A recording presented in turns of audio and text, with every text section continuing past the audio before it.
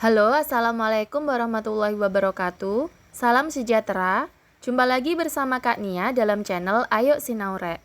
Kali ini Kak Nia akan membahas tentang tarif pajak PPh atau pajak penghasilan pasal 17 sesuai Undang-Undang Nomor 7 Tahun 2021 tentang harmonisasi peraturan perpajakan. Sebelum Kak Nia masuk pada pembahasan, agar channel ini berkembang dan semakin memberikan manfaat, mohon bantuan dukungan like, subscribe, dan share ke sosial media kalian sebanyak-banyaknya. Oke? Nggak usah berlama-lama lagi, mari kita ke pembahasannya. Tarif pajak pada pasal 17 ini diperuntukkan atau diatur untuk wajib pajak dalam negeri. Ingat ya Kak, wajib pajak dalam negeri dan dibagi menjadi dua peruntukan. Yang pertama untuk orang pribadi dan yang kedua untuk wajib pajak badan. Oke, yang pertama kita akan membahas tentang tarif pajak untuk orang pribadi.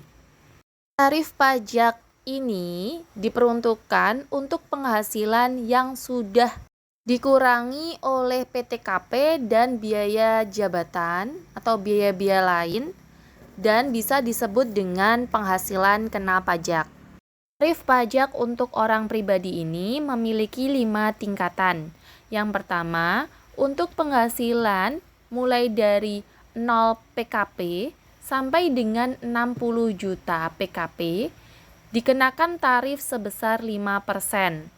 Jadi, misalkan ada penghasilan 60 juta, maka 60 juta dikalikan dengan 5% sama dengan 3 juta sebagai batasan maksimal dari lapisan pertama atau tarif pertama 5%.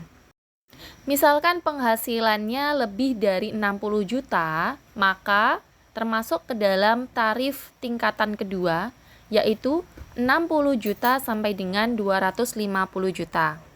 Dengan tarif 15%. Kita ambil contoh ya, misalkan ada penghasilan 250 juta untuk orang pribadi. Maka 60 jutanya dikali 5%, sedangkan sisanya yaitu 190 juta atau 250 juta dikurangi 60 juta, maka sisanya 190 juta dikalikan dengan 15%, maka ketemulah 28.500.000 rupiah. Itu adalah batas maksimal untuk tingkatan atau tarif yang kedua ini. Oke, next ke tingkatan yang ketiga, yaitu di tingkatan tarif 250 juta sampai dengan penghasilan 500 juta. Misalkan ada seseorang memiliki penghasilan 500 juta, maka untuk tarif pertama 5% 3 juta, tarif kedua ada 28.500.000, tarif yang ketiga yaitu 500 juta dikurangi 250 juta sehingga sisanya 250 juta baru dikalikan dengan tarif yang ketiga yaitu 25% sama dengan 62.500.000 untuk tarif maksimal pada tingkatan yang ketiga. Oke, udah mulai puyeng nggak nih Kak? Kak Nia lanjutkan dulu ya, sebelum nanti pada akhir sesi akan Kak Nia kasih contoh soalnya. Tarif yang keempat yaitu, atau tingkatan yang keempat, di penghasilan 500 juta sampai dengan 5 miliar, maka tarifnya 30%. Nah Kak, dari 5 miliar dikurangi 500 juta, maka ketemu 4,5 M. Langsung aja kita kalikan 30%. Itu di situ salah ya, tulisannya 4,75, sebenarnya 4,5. Maka batas maksimalnya yaitu 1,350 M. Oke, kita sudah sampai di batasan yang kelima atau tarif tingkatan kelima, yaitu jika penghasilan di atas 5M. Misalkan nih, Kak Nia kasih contoh 5M penghasilannya. Di atasnya ya, berarti misalkan 6M. 6M berarti 1M-nya dihitung dengan persentase 35%. Gitu ya, Kak. Next, kita lanjut ke beberapa ketentuan yang ada dalam perpajakan untuk menambah ketentuan dalam tarif pajak orang pribadi dalam negeri ini. Berdasarkan pasal 16 ayat 4 Undang-Undang Nomor 7 Tahun 2021, besarnya pajak yang terutang bagi wajib pajak orang pribadi dalam negeri yang terutang pajak dalam bagian tahun pajak dihitung sebanyak jumlah hari dalam bagian tahun pajak tersebut dibagi dengan 360 hari dikalikan dengan pajak yang terutang untuk 1 tahun pajak. Ada ketentuan lain yaitu lanjutannya di ayat 5, untuk keperluan penghitungan pajak tiap bulan penuh dihitung sebanyak 30 hari. Ketentuan tersebut Kak Nia ringkas sebagai berikut. Yang pertama, jika wajib pajak, misalkan kakaknya terdaftar hanya beberapa bulan saja sebelum masa pajak itu habis. Kalau untuk orang pribadi itu biasanya pelaporan kan di bulan Maret. Kalau orang wajib pajak badan itu di bulan April. Misalnya kakaknya terdaftar hanya beberapa bulan saja, misalkan 4 bulan. Maka 4 bulan dikalikan 30 hari dibagi 360 hari dikalikan jumlah PKP yang terutang selama 1 tahun. Untuk ayat 5-nya, bulannya dihitung sebanyak 30 hari. Mudah kan Kak? Next kita lanjut ke PPh badan. Untuk tarif PPh badan yaitu sebesar 22% dikalikan dengan penghasilan kena pajak. Ini berlaku mulai tahun 2022. Ya Kak? Oke, contohnya misalkan ada PT A dengan penghasilan bruto sebelum pajak sebanyak 756 juta.